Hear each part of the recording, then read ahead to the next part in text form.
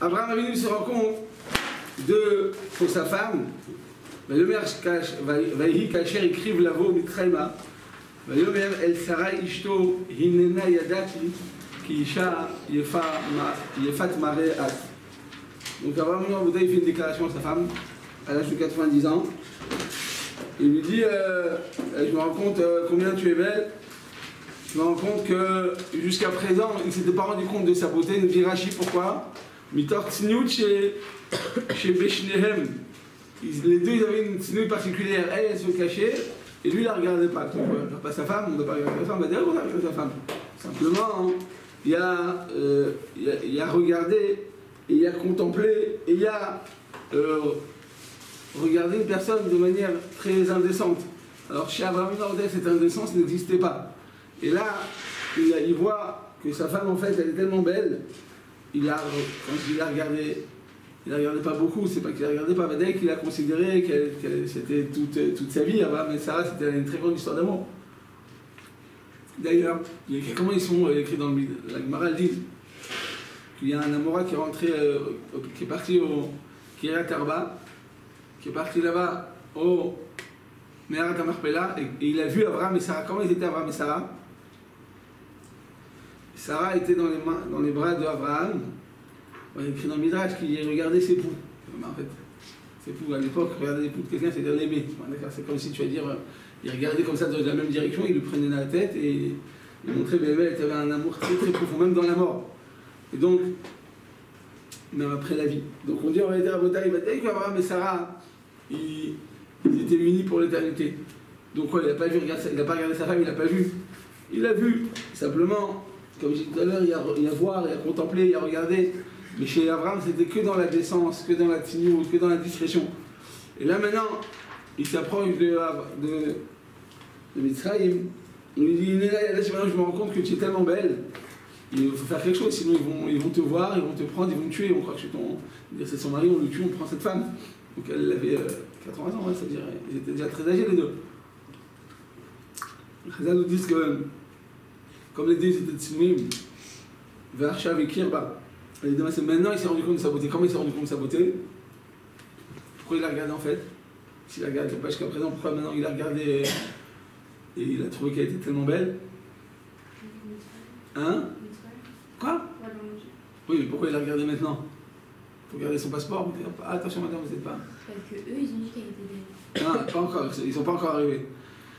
Et parce que ils sont passés sur un pont pour pouvoir rentrer en Égypte, et sur le pont, donc elle marchait, et il a regardé comme on regarde, je regarde les dalles, et je regarde la dalle et je vous regarde, je vous vois. Et en fait, il a vu Sarah il a vu donc son visage sur le reflet de l'eau. Et il s'est dit, mais c'est ma femme, elle est tellement belle. Et il lui a donc dit, c'est-à-dire que jusqu'à présent, il n'avait jamais regardé en face. Pas dire ça, mais simplement, comme j'ai dit, je le répète, c'est une tsniout, c'est une discrétion chez Abraham et chez Sarah. Deuxième explication de Rashi, il y a une personne, quand elle fait du chemin, vous avez fait un tioul, vous avez marché 5 heures. En général, à la fin du tioul, le make-up il est un peu parti dans tous les sens, c'était dans les yeux, il est descendu dans la joue. Au bout de 6 heures de marche, ça fait c'est fatigué quoi. Tu vois, et l'anti-cerne n'est pas très truc, et la coupe, à la fin c'est Jackson 5, mais t'es fatigué quoi, ça se voit. Quand on marche beaucoup, on se fatigue. Là c'était plusieurs jours, ils arrivent dans le désert, ils sont sortis du désert pour arriver en Égypte, mais Kitsour à Botaï, c'est une véritable. Un déplacement tellement fatigant, et normalement elle aurait dû s'en moucher, enfin en tout cas ne pas s'embellir. Quand tu marches beaucoup et que tu perds un peu comme ça ta tenue, pourquoi une fille quand elle passe devant ce miroir, chaque fois qu'elle passe elle a besoin de se regarder? Parce que normalement voilà, on aime bien se sentir belle. Mais là, au bout de 1 heure, 2 heures, 1 jour, 2 jours, 5 jours de marche, elle devait être peut-être fatiguée, ou en tout cas elle n'avait pas de miroir à côté d'elle, et il la regarde à ce moment-là, il voit combien elle était extrêmement belle. Donc il s'est dit, si elle est belle après une telle marche, c'est qu'en fait, elle doit être réellement belle. En tout cas, à Botaï, maintenant il va se rendre compte de sa beauté. Et ici, il se rend compte, il s'est dit, bon alors regarde, dis que t'es ma sœur, comme ça moi je suis ton frère, si je suis ton frère, il ne faut pas me tuer. Et on connaît toute l'histoire. Et Chazal nous dit, regardez au bataille, comment ça se fait que, donc j'ai posé une question au début, comment ça se fait qu'Abraham, c'est maintenant qu'il la regarde? On va donner des explications. Mais regardez le côté psychologique qui est caché derrière cette réponse. Le pasuk d'avant. Vaïrav Baaretz, donc il y a eu la famine en Israël. Vaïred Abraham Mitzrayma. Abraham, qu'est-ce qu'il a fait? Descendu en Égypte, la Gourcham, pour habiter là-bas, qui chaved Arav Baaretz. Parce que là, donc, la famine était très lourde en Israël. Quand il s'est approché de l'Égypte, il a dit à sa femme, oh, Inena Yadati, je vois combien tu es belle, ma femme. Les hommes disent comme ça, regarde le poids, ne lâche pas. Regarde la force de l'influence autour de toi. Tu es dans un endroit dans lequel des gens ne sont pas de grande valeur. C'est des gens qui disent la Shonara, c'est des gens qui se moquent, c'est des gens qui n'aiment pas la Torah, c'est des gens qui n'aiment pas la Tzinout. Tes valeurs à toi, il y a des gens qui la dénigrent. Tu es juste autour de ces personnes.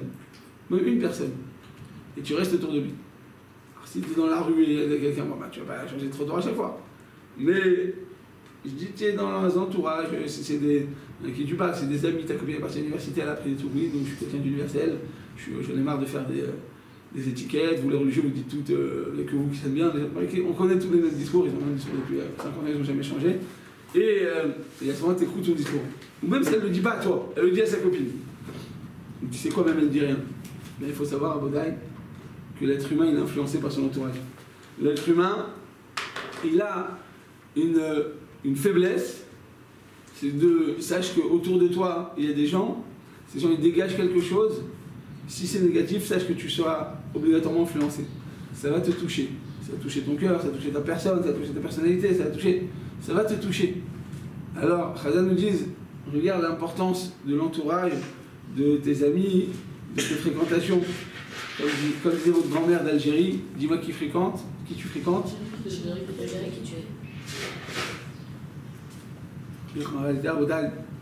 Eh bien, Vadaï, que quand tu restes dans un entourage de personnes qui ne sont pas positives, qui sont même négatives, sache que tu seras obligatoirement influencé. Alors maintenant, revenons à notre pasouk. Abraham Avinu Rabotai, il écrit quoi? Il s'est juste approché d'Égypte. Et qu'est-ce qu'il s'est rendu compte? Waouh! Qu'est-ce que t'es belle, ma femme!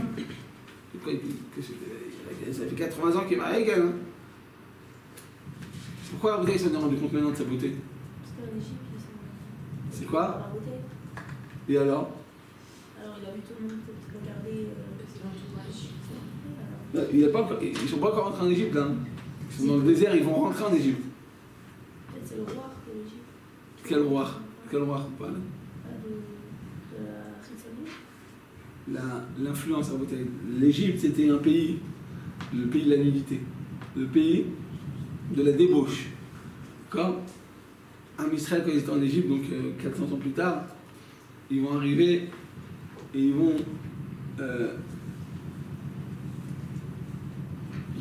tomber avant d'arriver à la 50e porte d'impureté.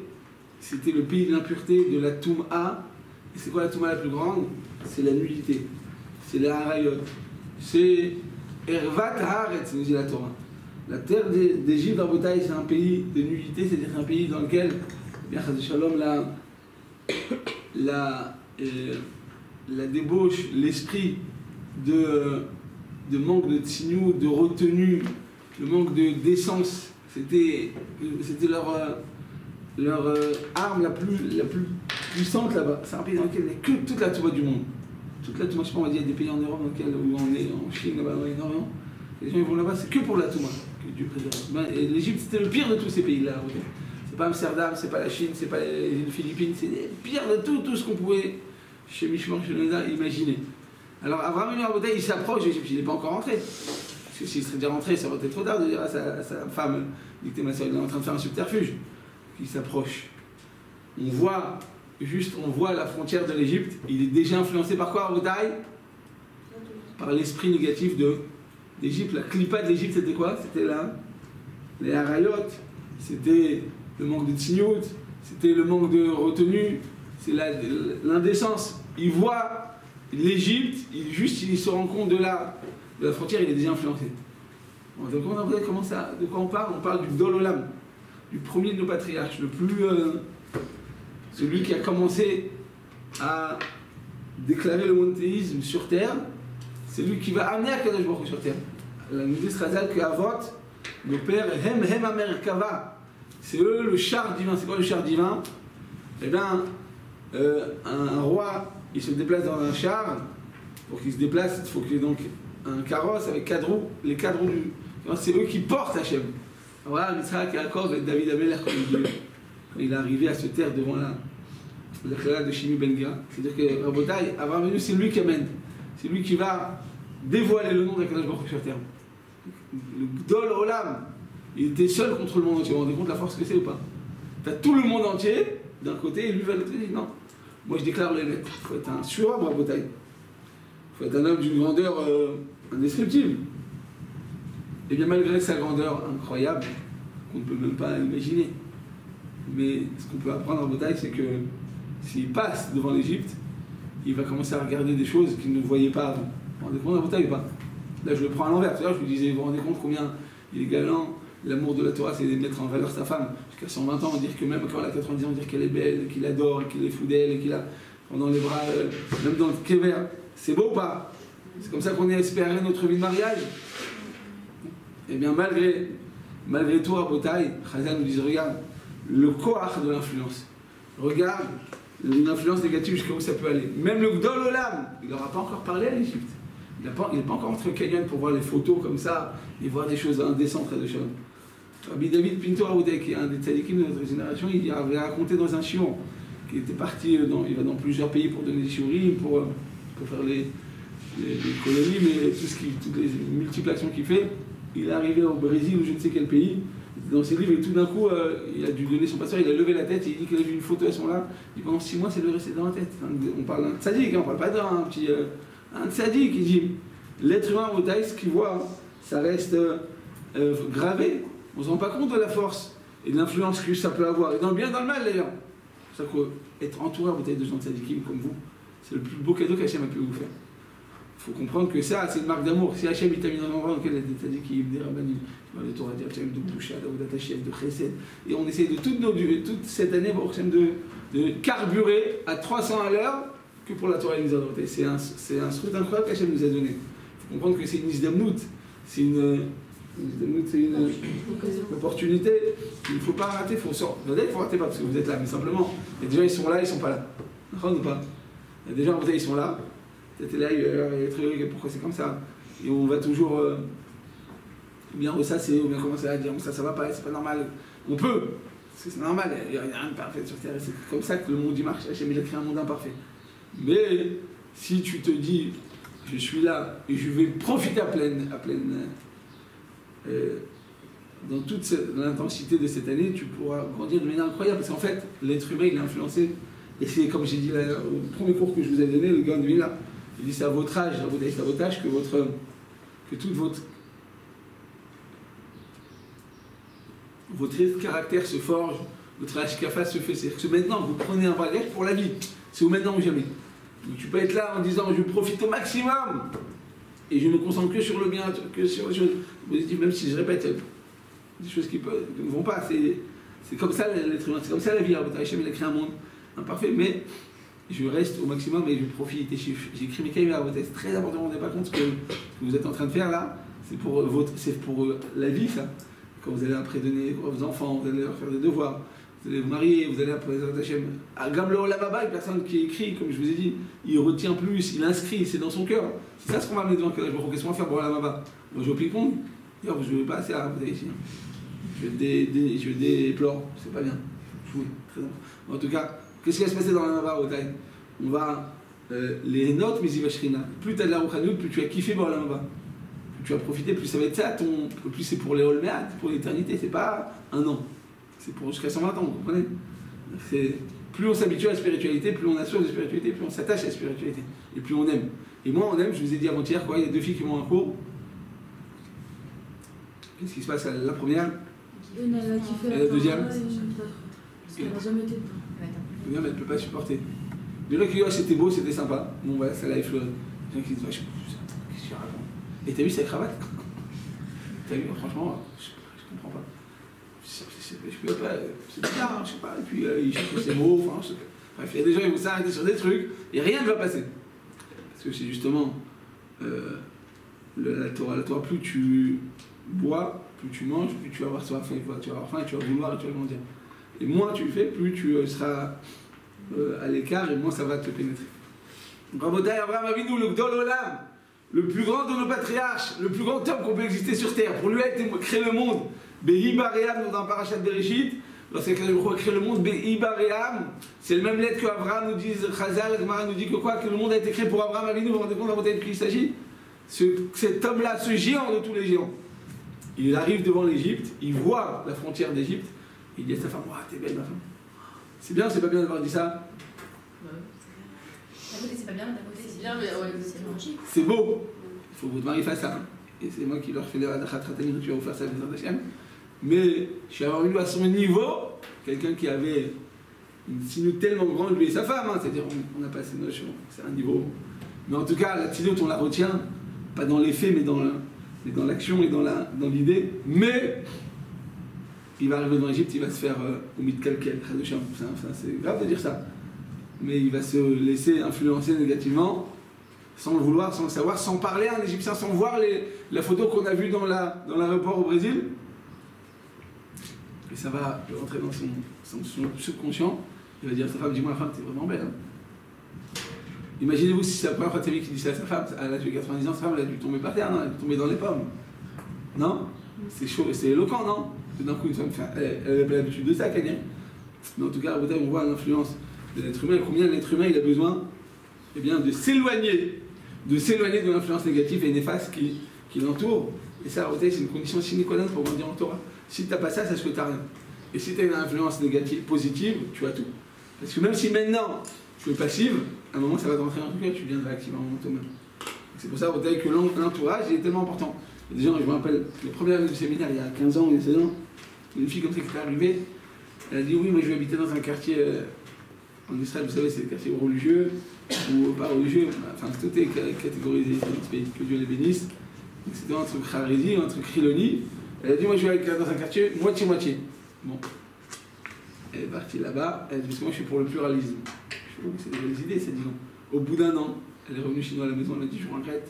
Elle m'a dit mon mari ne voit jamais des gens de valeur, pour ces mignonnes ils galèrent comme je sais pas quoi. Quand on essaye de faire des mitzvot, les gens ils disent qu'est-ce que vous faites? Vous êtes des trucs d'extrémistes, vous êtes des talibans. Ça, ils utilisent les notions qu'ils voient à la télé et qu'ils voient dans le monde universel pour dire mais ça colle pas avec la Torah.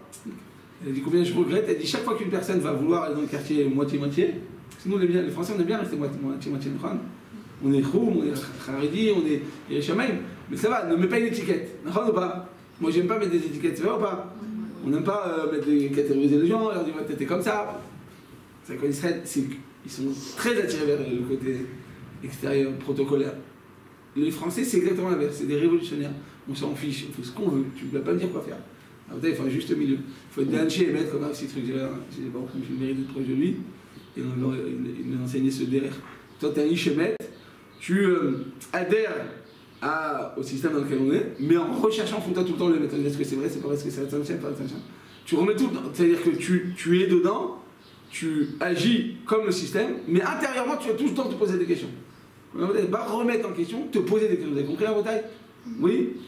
Bon, si je vous ai dit ça maintenant, peut-être un peu trop tôt, après seulement 2 mois de séminaire, mais si vous n'avez pas compris maintenant, plus tard, vous comprendrez déjà. La compagnie en bataille, donc, ce derrière, de comprendre que l'être humain, si grand soit-il, est influencée par son entourage, ou une personne, si petite soit-elle, elle est également influencée positivement aussi par son entourage.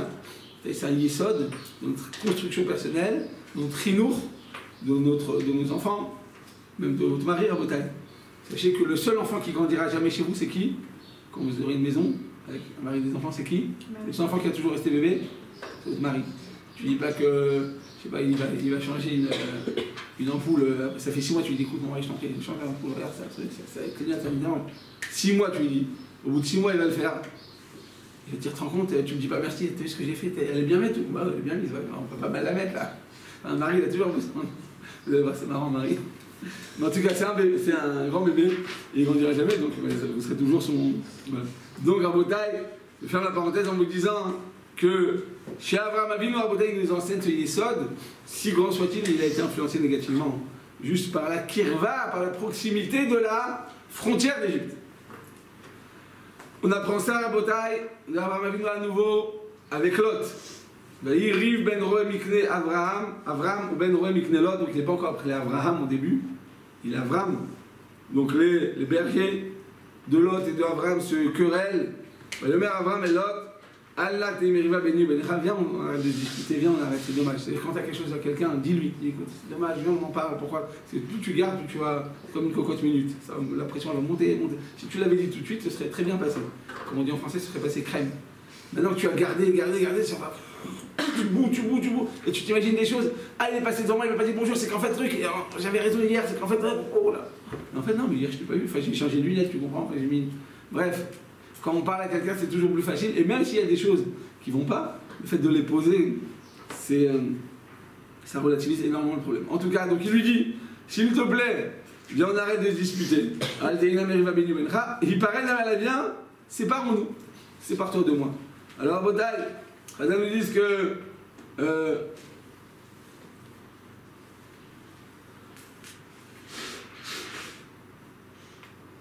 au moment où ils se séparent, donc ils vont sur la plaine, il dit vas-y prends ce que tu veux. Alors Abraham il voit une plaine à droite et l'autre il regarde à gauche, il voit qu'à gauche c'est très vert, c'est très verdoyant, c'est très beau, c'est magnifique, c'est très riche. Et lui il avait plein de troupeaux, donc il dit je vais aller là-bas, je vais m'enrichir, je vais faire du business, je vais utiliser toute ce pâturage pour mes animaux. Mais question, il est content, il va donc à un endroit le plus attrayant au niveau financier. Et là, qu'est-ce qu'il fait à Botaï? Eh bien, il dit à l'autre, regarde, va, prends le chemin que tu désires, mais moi j'irai de l'autre côté. Si tu vas à droite, moi je vais à gauche, si tu vas à gauche, moi je vais à droite. Et Chazal nous dit que donc l'autre, il va chercher la richesse, parce que c'est ça. C'était un homme qui était très rec, très vide, et les gens qui n'ont rien, eh bien, ils recherchent tout le temps des choses ritsoni. Lui, il recherchait que la richesse, donc il est parti là-bas. C'est devenu Sodome. Sodome et Gomorrhe, Sodome vers Amora, c'est devenu justement cette plaine que Lot avait choisie au début, alors qu'elle était très verdoyante. Maintenant, il n'y a rien. Je ne sais pas si vous êtes parti sur la route de Yamamer. C'est mort. C'est vraiment mort. Vous avez vu à quoi ça ressemble? Il n'y a aucune végétation. Il n'y a rien. Parce qu'il y a tellement de souffle. Elle a tellement été détruite lors de la destruction de Sodome et Amora qu'il ne reste plus rien. Mais à l'époque, c'était justement tellement riche que Lot, il a décidé de s'y installer. Et il écrit à Botaï, juste après qu'ils se séparent,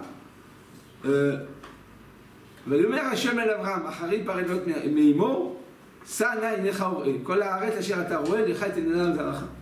Donc la Torah nous dit explicitement. Après que Abraham se soit séparé de Lot, Kadosh Baruch Hu dit à Abraham, lève tes yeux et regarde tout le pays que tu vois, je te le donne à toi et à ta descendance. Rachid dit sur place, pourquoi? La Torah vient nous souligner que c'est après qu'il se soit séparé de Lot, de dire Rachid, pourquoi? Kol zman she'arasha imo, ayad adibour poresh mimeno. Tant que le rachat, tant que l'impie, il est avec lui, qu'est-ce qui se passe? Eh bien, la parole d'Akadosh Baruch Hu, elle se sépare, elle s'est écartée d'Abraham. C'est-à-dire qu'Abraham, il n'avait pas le guilouille d'Akadosh Baruch Hu tant qu'il avait qui avec lui? Lot. Maintenant, pourquoi il était avec Lot, Abraham? Pour jouer du ping-pong? Pour l'influencer, pour l'aider, pour les chazekoto, la chazekotobi tchouva. Et tu dis malgré tout, tu sais quoi, tant que tu es avec lui, je ne me dévoile pas, toi. C'est fort ou pas, Botaï? Tant que tu es avec des gens comme ça, je ne peux pas me dévoiler à toi. Pourquoi? Parce qu'en étant avec lui, tu as une influence. Tu as une influence que tu le veuilles ou non. Donc si tu as une influence négative, je ne peux pas, moi, Kadosh Baruch Hu, l'influencer en ta personne, rentrer dans ton cœur. Pourquoi? Parce que tu mets un marsom avec cette personne-là, ton cœur, il se rétrécit. Et Tzimtzum lève, donc tu ne peux pas recevoir. Donc moi, Kadosh Baruch Hu, je veux l'ashpia alecha, un roi de Kedusha de Tahara, je désire t'influencer, te donner l'ashpia alecha, un esprit de Kedusha de Tahara, je veux rentrer dans ton cœur, mais je ne peux pas. Ton cœur, il est attiré, il est attaché à ce genre de personnes qui ont des valeurs moindres, qui ont des valeurs très basses. Donc tu ne pourras pas, ma Torah, ma Kedusha ne pourra pas rentrer dans ton cœur. On est quand même à nouveau, tant que tu étais avec lui, je ne pouvais pas. À partir du moment où tu t'es séparé, eh bien, je peux enfin me dévoiler à toi. C'est-à-dire que finalement, à Rotaï, eh bien, Chazal nous enseigne que l'être humain, il a influencé, autant qu'Abraham, il était bon, il était tolérant, mais malgré tout. Akadosh Baruch Hu n'a pas pu se dévoiler à lui, parce que, justement, il était encore attaché à ce genre de personnes. Et alors donc, il a fallu d'abord qu'il s'en éloigne, et après, il s'approche. Akadosh Baruch Hu se dévoile à lui, et il s'approche plus d'Hachem. Chazal nous enseigne, le olam te smol docha veyamin mekarevet. C'est-à-dire que tout simplement,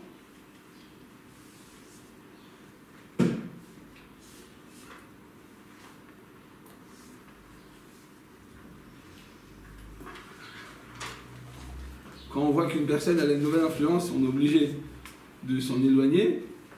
Mais même quand on s'en éloigne, il faut le faire avec délicatesse. D'accord? Avec de manière graduelle, pas soudainement. Je ressors de là, non. Même Abraham a vu dans la bataille, et beaucoup l'en a voulu, que quand il s'en est séparé, il fallait se séparer, il aurait dû le faire avec une certaine délicatesse, avec une certaine douceur. Et là, Abraham Avinu, Chazal nous dit, donc ça repousse ce que je viens de dire précédemment, qu'il faut se séparer quand on arrive le moment, mais même quand tu te sépares, il faut le faire délicatement, doucement, gentiment, en pensant aux retombées, et comprendre que là, en réalité, à Botaï, eh bien, Hachem, peut-être qu'il attend aussi un travail de toi. Donc d'un côté, tu dois te séparer, d'un autre côté, si tu le fais délicatement, doucement, pour ne pas toucher la personne. Essayer de faire en sorte que la personne se sente le moins rejetée possible, et comment on doit se séparer de la personne? Je te dis comme ça. Le olam te smol docha veyamin mekarevet. Le olam, tout le temps, toujours, on doit faire en sorte que la main gauche, elle repousse. Donc la main gauche, c'est le din. C'est-à-dire que combien tu dois te comporter? Eh bien, yamin mekarevet, avec la main droite, la main forte, tu te rapproches des gens. Donc tu dois être la majorité de ton investissement, il doit être dans le chesed, dans l'amour. Et smol docha, la main gauche qui repousse. Dans lequel on repousse quelqu'un, mais pas totalement, doucement. Tu sors de là avec ta main droite. D'accord? Tu fais avec la main gauche, gentiment, tu essayes, voilà, de l'écarter, mais sans essayer de trop pousser la personne de but en blanc. Et Chazal nous enseigne, ce que je vous avais dit le Shabbat dernier, que chez Gehazi, il y a écrit que Elisha, donc le Navi Elisha, il a repoussé Gehazi de manière totale, et Gehazi c'est devenu un grand rachat. Il y a écrit qu'Enoch Alek le Nolba. Il a tout abandonné, il s'est devenu un grand rachat parce qu'il s'est senti totalement repoussé. Donc, oui, il aurait dû le repousser, mais de manière graduelle. Ou en tout cas, il aurait dû s'en séparer. En fait, c'est ça la différence. Tu dois t'en séparer, mais tu dois lui laisser son amour propre. Voilà la différence. Toi, tu sais que tu vas être influencé par cette personne, éloigne-toi. Mais garde-lui son cavode. Ne dis pas, écoute, tu vaux rien, t'es nul, qu'est-ce que ça veut dire? Tu vas influencer négativement. Ne fais surtout pas ça, fais très attention. Nous, on doit se préserver, mais on doit aussi garder l'amour propre de la personne et faire en sorte que la personne, eh bien, garde son kavod personnel. Alors, la Torah nous dit la même chose sur Abraham avec Ishmaël. Donc, pour que Yitzhak, à nouveau, ne se fasse pas influencer négativement par Ishmaël, Dieu dit à Abraham, écoute Sarah. Sarah, elle dit, écoute, pour moi, cette femme, Agar et son fils, Ishmaël, il a une mauvaise influence sur mon fils, il a écrit, elle le voyait jouer. Ishmaël, c'est un grand... Les Arabes, pourquoi les Arabes sont très attirés vers tout ce qui est arayot, tous les péchés, tout le manque de doucha, et tout le manque de retenue, la débauche, ils sont très débauchés les Arabes. Extérieurement, non, ils sont très tsnout, mais ils sont que des débauchés, ils sont très très sales. C'est pour ça que leur olam haba, c'est la chose la pire qu'on peut exister. C'est ça, ils sont que de la touma. D'Afrique les Arabes, plus que les autres. Et tu vois, comment ça se fait qu'extérieurement ils sont pas comme ça? Parce qu'il faut savoir qu'un dérèglement, même psychologiquement, c'est comme ça. Les gens qui sont trop extrêmes d'un côté, en fait, c'est qu'ils cachent un dérèglement intérieur d'un autre côté. Si vous avez compris, c'est bien. Sinon, on en parlera une autre fois. Dans d'autres domaines, on va pouvoir en parler besoin. Mais quoi qu'il en soit, en Bretagne, chez Agar, donc Sarah, elle dit à son mari, vas-y, renvoie-la de la maison, son fils a une mauvaise influence sur nous. Il a écrit qu'il voyait Ishmael Metzachek. Donc c'est quoi Metzachek? Il jouait avec Yitzhak. On dit jouer, ça veut dire quoi? C'est justement le manque de tzniut, parce que les gens qui sont légers, ils rigolent comme ça, ils n'ont aucune retenue. Ben, ça s'exprime aussi dans le domaine de l'art des harayot et du manque de tzniut et du manque de retenue et de parler avec des garçons et des choses comme ça. Ça va ensemble. C'est la légèreté d'esprit. Et elle a vu que Ishmael, donc, il faisait des actes légers, donc il faisait des choses d'harayot, ou bien il y a écrit qu'il faisait avodah zara Et donc c'est un petit bébé, Yitzhak, il dit, viens, fais comme moi, agenouille-toi devant cette idole. Quand elle a vu ça, Sarah, sur place, elle n'a fait pas de calcul. Quand il y a un danger, il ne faut pas faire de calcul. Sur place, il faut se lever, il faut être forte. Et elle a dit à Abraham, tu la sors. Mais Abraham, il ne peut pas, Abraham, c'est le chesed. Comment je vais la renvoyer cette femme? Quand il dit, tout ce qu'elle te dira, Sarah, tu l'écouteras. Rachid dit sur place, que sur place, donc, Abraham, ou Megaresh, il renvoie Agar et Ishmaël, il lui donne quoi? Il lui donne Lechem vechemet maim. Il lui donne du pain et de l'eau, une gourde d'eau. Attends, toi, tu es l'homme du chesed, tu aides la terre entière, tu aides tout le monde, tu donnes à tout le monde. Tu as un hôtel en plein milieu du désert, ouvert aux 4 coins cardinaux pour que tous les gens rentrent directement chez toi. Et là, tu donnes à ton fils, qui sort de toi. Tu lui donnes un morceau de pain et une gourde d'eau. Même vous, quand je vais vous donner un hôtel de 1 heure, vous me donnez combien d'eau? Voilà. Combien vous donnez d'eau à vos tailles? 5 verres. Je ne vous ai pas demandé de temps, parce que vous êtes plus que tel quoi. Mais chez Ishmaël, il lui donne une gourde d'eau. Alors qu'il va aller dans le désert pour toute une épopée qui est indéterminée. Et Rachid le dit sur place, Kesef Vezav, les fiches à son o al Shiata et Taboudra. Rabotai, Avramenu, qui est l'homme du Chesed, son propre fils, dès qu'il a vu qu'il a mal tourné, et qu'il est devenu dépravé, et qu'il a quitté le droit chemin, vous savez qu'est-ce qu'il a fait Abraham avec Ishmaël? Il l'a envoyé, d'accord, mais qu'est-ce que je viens de vous dire dans Rachid? Ça, c'est la Torah qui dit qu'il a envoyé. Il lui a limité dans la nourriture. Non, d'accord, mais pourquoi il a donné très peu? Les filles, Shaya son or à Botaï. Al Shiatal et Taboudra. C'est-à-dire qu'Abraham, maintenant, il va détester son fils. Vous saviez ça à Botaï ou pas? Non. C'est pas Machim avec Abraham. L'homme du Chesed, des gens étrangers, ils viennent de nulle part. Ils ont des tatouages sur tout truc. Ils disent, mon frère, je t'aime, il est là, dans le chant de son bacade, je sais pas. Il m'a dit, mais tu vois tout le monde là. Et il prend son fils, il le déteste. Pourquoi vous il le déteste? Parce qu'il a vu qu'il n'avait plus aucun espoir. Il était devenu totalement dépravé, il s'est totalement éloigné, il faisait roi Vodazara, roi Arayot. C'était un enfant encore. Il a vu le mal qui était en lui. Le jeune homme, il a ça, le Tarboudra, comme il avait quitté le droit chemin, il commence à devenir dépravé. Alors il a écarté. C'est-à-dire qu'en réalité, Abraham, il va se séparer totalement de manière très sec de son fils. Mais par la suite, on voit, a priori, il y a une contradiction avec ce que je viens de vous dire, qu'il a pris en haine. On voit que quoi? Que quand il va demander à Abraham, prends ton fils, à la fin de la partie, qu'est-ce qu'on va peut-être? À quel Yitzhak? Comment il lui dit prends ton fils? Il lui dit graduellement. De là on apprend. Du tra au fra. Hein? Ouais, il lui dit graduellement. De là on apprend ici, vous allez en France et que vous faites une surprise à vos parents. Quand j'étais jeune, de votre âge, je voulais aller en France pour les vacances, enfin, pour retourner.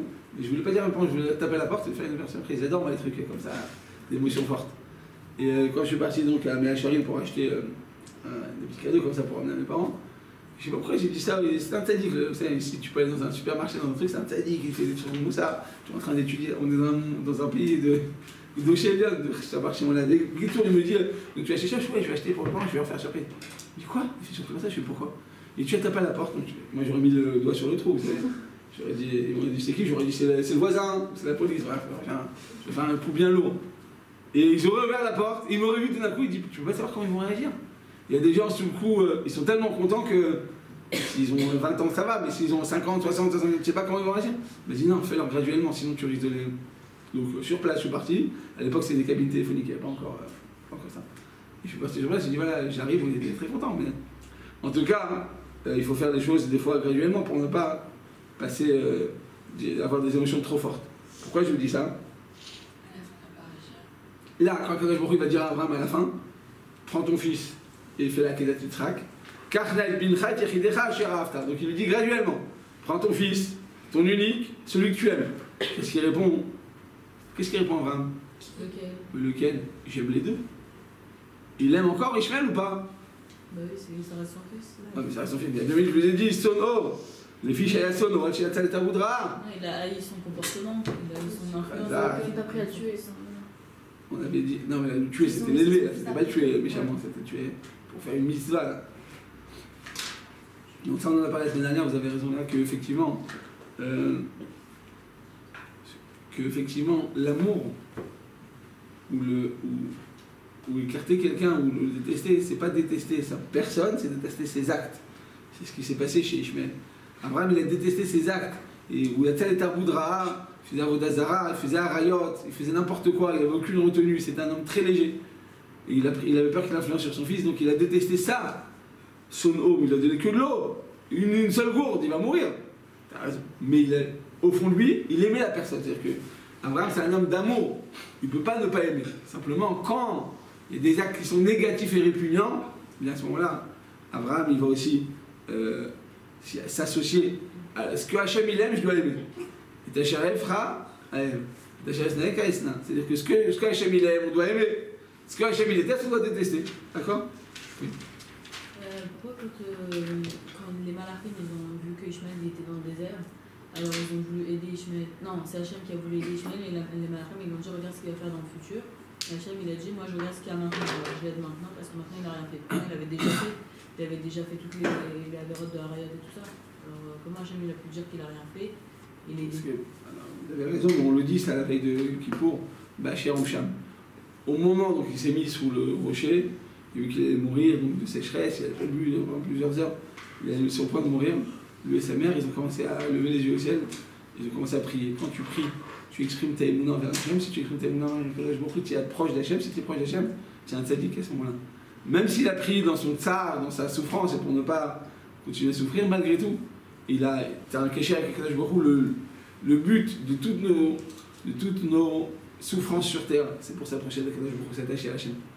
C'est ce qui s'est passé. À ce moment-là, il était sincère. Hachem il dit si une personne est sincère, même si Chazal nous dit, il a vu, la Gemara dit ça, il a vu ce que les Arabes allaient nous faire jusqu'à aujourd'hui. Jusqu'à aujourd'hui. Pendant 3000 ans, qu'est-ce qu'il y a les Ishmael ils ont fait à Israël? Jusqu'à aujourd'hui, jusqu'au l'avenue du Mashiach, Hachem a dit malgré tout, comme il a eu un moment de sincérité, je le laisse vivre. C'est choix. C'est-à-dire que si tu fais une action positive, même si tu es mauvaise, comme Ishmael, qui était mauvaise, après il va faire tu vois, il était mauvais. Eh bien, si tu as un truc positif, Hachem il te donnera, il te récompensera. C'est incroyable, le bien compris, on ne se rend pas compte de l'influence que ça a. Si on se rendait compte, on pourrait ne pas arrêter toute la journée, matin, midi, on ne dormirait pas la nuit. Donc, on ne dormirait pas la nuit non plus, mais pour faire du chesed, de la Torah, et du bien, et aider les gens, on ne s'arrêterait pas une seconde. L'être humain est comme ça, en fait. Al-Kol Panim, Chazal nous disent que même si Abraham il s'est séparé de Ishmael, à ce moment-là, il a détesté ses mauvaises actions, et quand vient le moment de le tuer, il dit Hachem, mais attends, moi j'aime les deux, dis-moi précisément de qui il s'agit. On a vu ça aussi à Rabotai chez qui? Chez Timna. C'est qui Timna? C'est une femme. Chazal nous dit comme ça, que Timna, c'était une princesse. D'accord? Et elle est venue pour se convertir. Elle est partie voir les Avot Akdoshim, le Beddin. Elle est partie voir Abraham, elle est partie voir Yitzhak, elle est partie voir Yaakov, un après l'autre. Et ils ont vu que quoi? Qu'ils n'ont pas accepté, ils l'ont rejeté. Ils ont rejeté, tu l'as dit, non, on ne peut pas accepter ta conversion, elle n'est pas sincère, tu ne peux pas te convertir, c'est pas possible. Alors, qu'est-ce qu'elle est devenue? Elle s'est dit, bah, si c'est comme ça, elle est devenue concubine de Eliphaz, le fils de Esav. Comme Esav, c'est le fils de Yaakov, et que lui-même avait donc un fils qui s'appelle Eliphaz, donc le petit-fils de Yaakov, elle s'est dit, bah, je vais devenir concubine. Elle s'est dit, je préfère devenir la servante.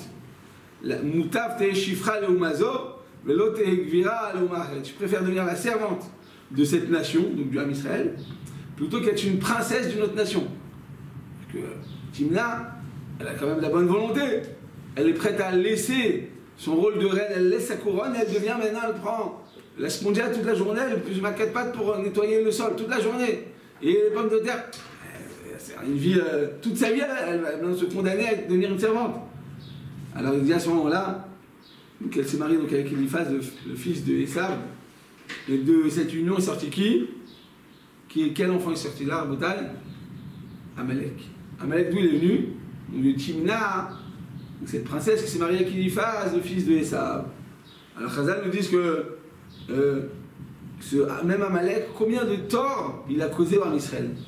Qu'est-ce qu'il a combien de mal il a fait en Israël? Il dit pourquoi tout ce que je vous dis, c'est la Gemara dans Sanhedrin, page 99, Amoud Bet, nous dit la Gemara pourquoi on a causé Amalek il nous a fait tellement de mal. Pourquoi? Parce que la vôtre Adoshim Avraham et Sarah, ils n'auraient pas dû la repousser de cette manière. Effectivement, elle n'était pas réouïa, c'était pas une femme chinoise, c'est une femme mauvaise, c'était une femme mauvaise, mais ils n'auraient pas dû la repousser comme ça. Ils auraient dû la repousser, mais pas de cette manière. Il y a une manière de repousser. Donc au début, je vous disais, il faut rester vigilante, il faut s'éloigner de la mauvaise influence, mais fais-le toujours avec beaucoup de discrétion, sans toucher le prochain. Parce qu'à ce moment-là, de Shalom, ça pourra la repousser totalement et elle pourra devenir quelqu'un de ce qu'elle est devenue Timna. Et que finalement, eh bien, quand ils ont vu que Timna, c'était pas une femme de valeur, à tel point que ça va devenir la maman de notre ennemi juré, Amalek, elle était donc pas digne de devenir juive, alors ils l'ont repoussé. Mais le repousser, tu n'aurais pas dû le repousser avec les deux mains. Comment on doit repousser quelqu'un? Smol, Docha, Yamin, Mekarevet. Dis non, c'est pas ma team, on est désolé, mais reviens la prochaine fois, Bessimcha, essaye de la mettre en valeur. Pour pas, je dis pourquoi? Parce qu'en réalité, eh bien, ce même Amalek, il va faire Milchama Hashem ba Amalek midordor. Qu'Hachem, il vient déclarer une guerre de génération en génération contre Amalek. Pourquoi? Parce que tout simplement, Chazal nous dit que le mal, il vient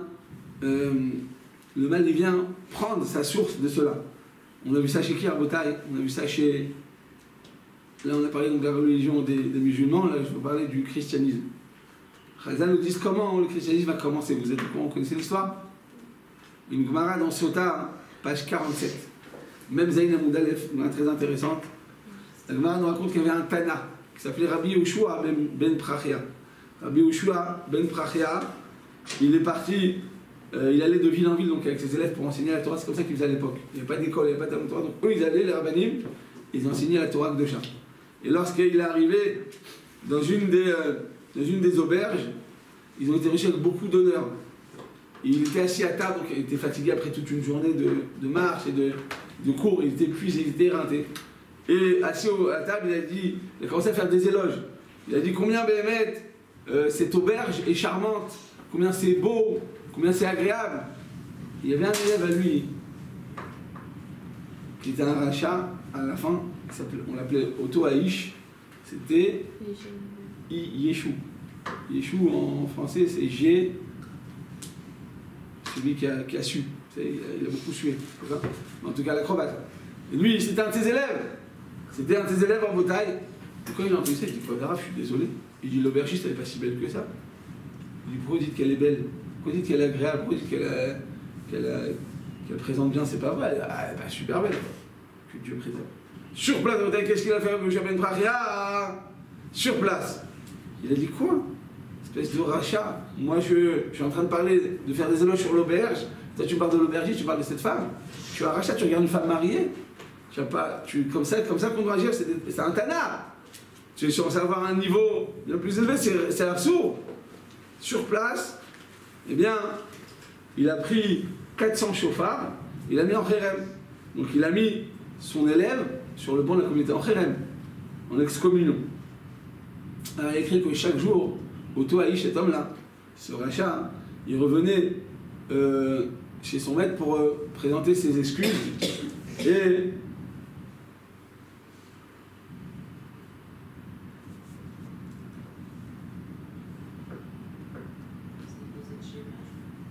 Chazal nous dit qu'à ce moment-là, Rabotai, donc au début, il a écrit quand un élève il agit mal, tu dois être dur. Je dis, non, c'est pas possible, c'est très grave ce que tu as fait. Tu dois, si tout de suite tu pardonnes, il va dire bon, c'est pas grave, je veux le refaire demain. Chazal nous dit quand il y a des élèves, tu es obligé de savoir mettre des limites, et des fois, quand il faut être dur. Et là, qu'est-ce qui s'est passé? Donc plusieurs jours, il a repoussé, et jusqu'au jour où il voulait finalement, il dit bon, c'est bon, s'il revient aujourd'hui, je l'accepte. C'est bon, là, il a été sincère, il a montré qu'il voulait vraiment. Et le jour où il est revenu, donc dans l'intention de Rabbi Yoshua ben Prachia d'accepter et de lui annuler son excommunion, Rabbi Yoshua ben Prachia était en train de faire Kriyat Shema. Donc il a fait comme ça. Il a fait comme ça, il a fait comme ça. Donc quand quelqu'un il se sent pas bien dans sa tête, quand quelqu'un il se sent rejeté, pourquoi on a une mitzvah de tellement aimer les convertis? Parce que tout le temps il dit mais il me regarde bizarrement, il m'aime pas, il veut pas de moi. Donc c'est pour ça que tu dois montrer non seulement que tu l'aimes, mais que tu dois faire toujours des actes d'amour et je t'adore, t'es le meilleur du monde, tu te rends compte le sroud qu'on a, tu es venu dans notre peuple. Il faut montrer un amour incroyable. Il écrit quoi 50 fois dans la Torah, va ta guerre, c'est énorme. Parce que justement, une personne qui ne se sent pas entière, ne se sent pas acceptée, alors elle va tout, elle va tout interpréter négativement. Donc c'est ce qui s'est passé. Son maître lui a dit une seconde, et lui a compris quoi? Sors de là. Sur place, le Israël, qu'est-ce qu'il a fait à Bretagne? Cet homme-là, sur place, il a pratiqué toutes les sorcelleries et tous les sorts d'Avodazara, et il a inventé la religion. Il a inventé le christianisme en bataille. Le christianisme, combien de mal ça a fait en Israël? Le christianisme avec les croisades, les croisés, pendant une centaine d'années, ils ont massacré en Israël. Ils ont massacré, et maintenant jusqu'à présent, l'ONU qui ne peuvent pas voir Israël, ça vient de là. C'est-à-dire que la religion, elle est... Oh, mais c'est de la jalousie, ce que vous voulez, mais en tout cas, ça a été basé sur ça. Donc ces Chazal nous disent que Rabbi Yoshua ben Prachia, il a peut-être mal agi, il le reproche ça. Il n'aurait pas dû le repousser totalement. Mais non, Rabbi Yoshua ben Prachia n'avait pas de mauvaise intention, il dit oui, je vais l'accepter. Il a juste fait une seconde, je suis en train de finir Kriyat Shema. Et l'autre, comme il était un petit peu détraqué mentalement et très fragile psychologiquement, il a mal compris et c'est sur place il est devenu. Mais en bataille de là, on apprend que même quand tu repousses, il faut savoir repousser avec une certaine mesure pour laisser toujours la place à la personne de pouvoir faire tchouva et de pouvoir s'approcher. Les divinatoires qu'on a dit en bataille, c'est le Nishmat, Arav, Yosef, Ben Raphaël, Esther, Tejmat Otrov et Tomachim.